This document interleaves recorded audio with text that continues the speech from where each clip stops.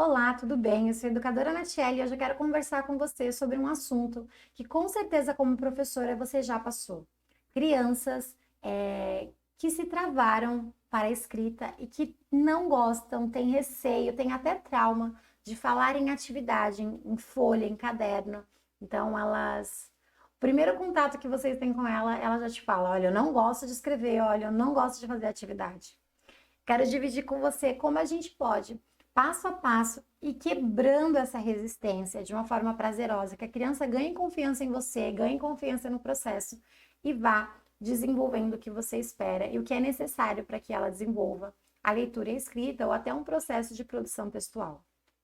Eu tive casos de alunos que, no primeiro contato, fizeram essa afirmação: olha, eu não gosto de escrever. Eu tive esse caso em duas vertentes diferentes. Uma vertente de alfabetização e uma vertente de produção textual. E eu vou te falar como eu procedi em cada uma delas.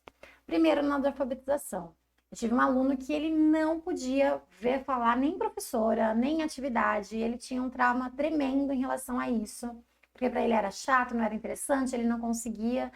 E esse é o principal fator. A criança ela não gosta porque ela tem dificuldade, porque ela sente que ela vai fracassar. E ninguém gosta de fracassar, né? Todo mundo gosta de acertar, de evoluir, de conseguir. Então, o que eu fiz com essa criança? Eu fui mostrando que ela conseguia, sempre trazendo atividades práticas. Eu sempre falo que todo registro, ele tem que ter uma prática. Então, todo o conteúdo que você vai apresentar tem que vir com uma prática consistente que a criança vai colocando a mão na massa. E eu fui fazendo isso, trazendo práticas, ele foi realizando, ele foi conseguindo.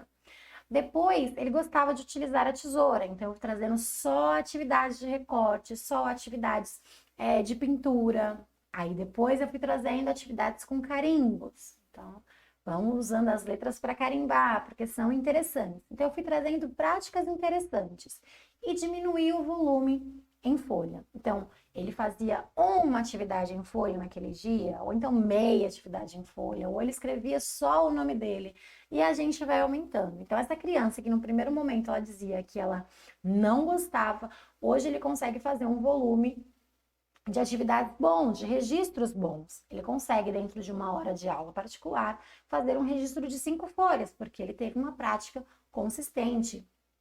Então, durante a aula, eu vou fazendo uma prática, um registro, uma prática, um registro, e vou, né, fazendo essa brincadeira com o aluno e ele consegue registrar. Então, olha de uma criança que não queria escrever, que tinha trauma disso, para a criança que a gente está tendo agora.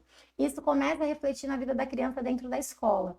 E se você é uma professora do contexto de sala de aula, isso vai começar a refletir nas suas aulas. Por quê?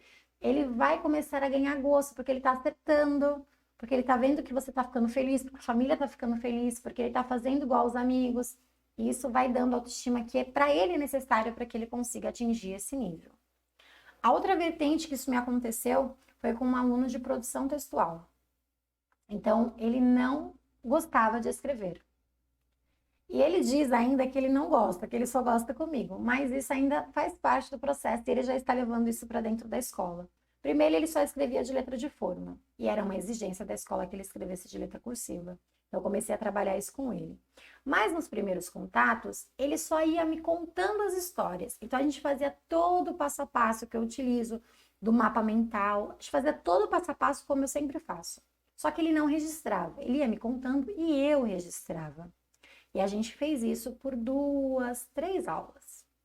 Na aula seguinte, depois desse período de 3 aulas, eu pedi que ele fizesse o processo inicial, que era a tempestade de palavras, que a gente separasse as palavras que possivelmente, de acordo com o tema, a gente iria utilizar. Então, se o tema era acampamento, palavras pertinentes a acampamento.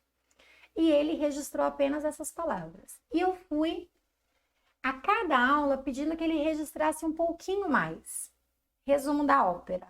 Nós finalizamos na semana passada com essa criança que não gostava de escrever, que não escrevia de letra cursiva, um livro de 6 páginas, onde ele escreveu as 6 páginas, e para ele escrever as 6 páginas, para escrever cada página, ele teve que passar por todo o processo do mapa mental, da tempestade de palavras, de separar verbos, de fazer frases geratriz, de esticar o texto.